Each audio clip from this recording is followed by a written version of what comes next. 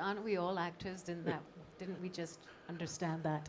Because we're all waking up Yes. to who we truly are, and that is beyond our identity, our conditioned mind, and our suffering. And there's a lot of universal suffering. There's existential suffering. And I doubt that anyone in this room has been spared of mental distress. And I'm sure, maybe it's embarrassing to raise your hand, but I'm the first one here. Why do I do what I do? Why do I do what I do?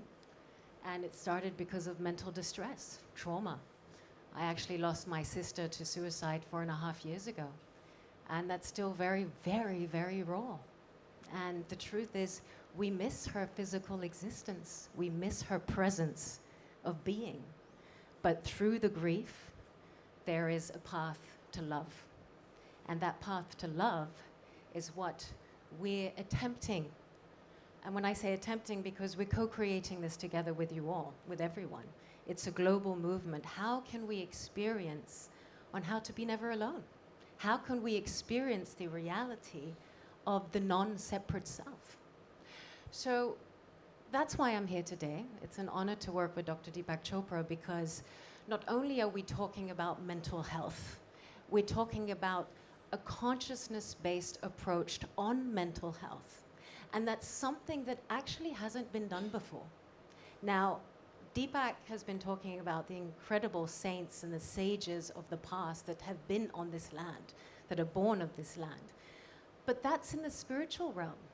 And that hasn't been able to transcend, I would say, in the Western world for mental well-being. And there's a lack of that bridge. That bridge actually doesn't exist. It might exist in our individual experience, our journey to self, but it doesn't exist as a collective, as a sangha yet.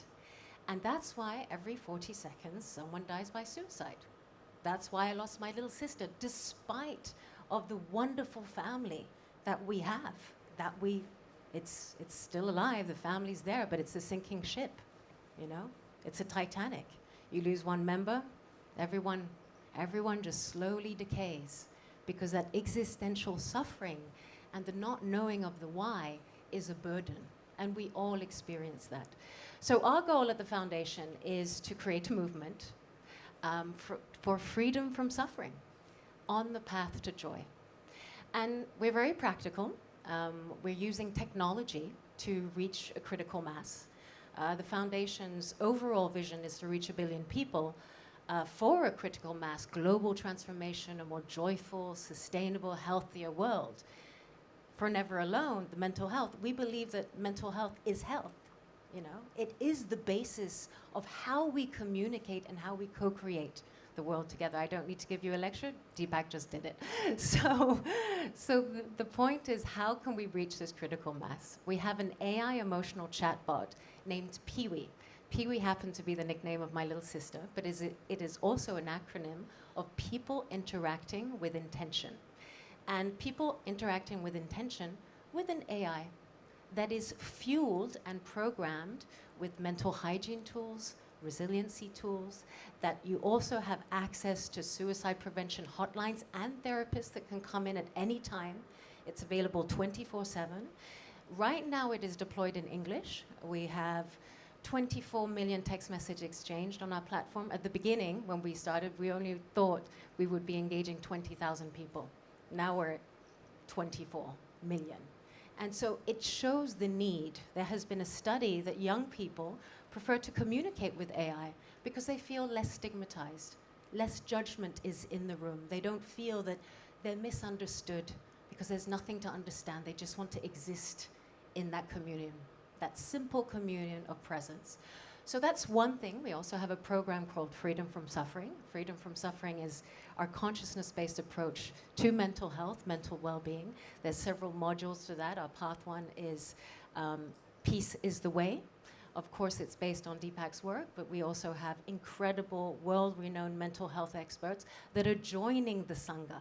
So it's an alliance. It's a co-alliance with incredible organizations, technology, consciousness-based approach. And we're also embracing the different territories because as Deepak explained, we have a conditioned reality. And it depends of our religion, our background, our cultural backdrop, the painting of who we are.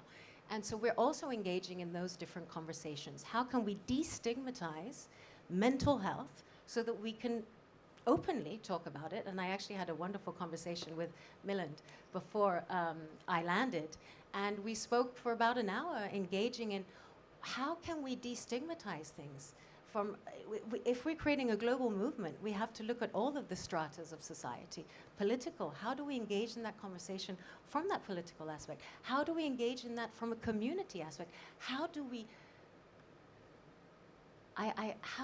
become responsible for one another? Not because I am responsible, but how do we create that love in action, that care, that true care that actually matters and can change and save someone's life when you're in a moment, when you're alone. So that's our global idea. The idea is being co-created, and it's very exciting. We want to bring this to India. A lot of our content to help destigmatize, we've engaged with artists. My sister was a singer-songwriter, and one would expect, because of the art form, that there's a catharsis that happens when you share your art, you share your burden with the world. But actually, sometimes you're the most lonely person on the stage. And so we're working with artists. In America, we've worked with quite a few younger demographics, the urban demographic, rappers and so. And it was lovely to see Deepak actually having these incredible conversations around spirituality, but mental health, engaged in mental hygiene, and finish with a little meditation. And all of a sudden you have an 18-year-old rapper who goes, oh my God, Deepak's super cool. Like, I like that guy, you know. So that's the bridge, you see. And there's one thing that we have to all walk away with, is that if we can become love in action, if we learn how to bring our attention to someone in our life, how do we learn to appreciate that person? What is it? How can I turn that appreciation into a simple form of affection? And then how can I accept them for who they are and not try to change them? And that is one bridge that can save someone's life. So we're here to serve. We need your help. And it's a beautiful journey. And thanks to you, I'm healing, because this is in the light of my sister's presence. So thank you very much. Thank you. If you want to check it out, the website is www.neveralone.love. www.neveralone.love. And we are creating these global sanghas. And maybe if anyone's interested in following this, and we're doing it in English, Arabic, Hindi, Urdu, the goal is to do it in Farsi and all the other languages, this could become a significant movement here. And as I said, it's all non-profit. So if anyone wants to engage, maybe they can talk to Gabriel. Huh? Huh? Oh, trying to bring up the website. Okay. So again, it's simple, neveralone.love. Global Sanghas, attention, affection, appreciation, and acceptance. That's the principles. People support each other, and as you can see, lives are being changed. So if anyone's interested, they can connect with Gabriella. Can they connect with you? Yeah, okay. Thank you.